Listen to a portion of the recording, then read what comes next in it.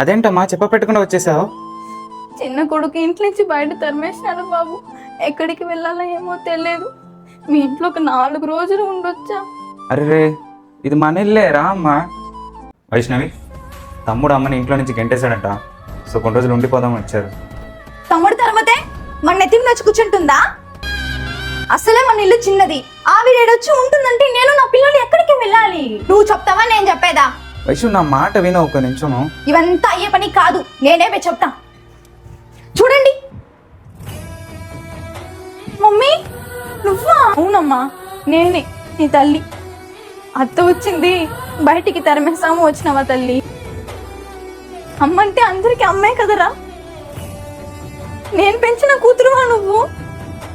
అతనే సరిగా చూసుకోలేకపోయినావు, ఇంక నన్ను ఆడే చూసుకుంటావు. కొడుకేమో అమ్మని తరిమినాడు, కూతురేమో అత్త అనుకని అమ్మని తరిమినాడు.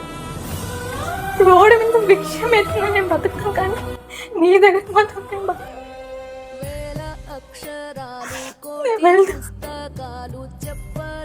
ప్రతి కోడలు తన అత్తని తల్లిలాగా చూడండి. ప్రతి అత్త కోడల్ని కూతురులాగా చూడండి. ఈ ప్రాబ్లమ్సే రాదు.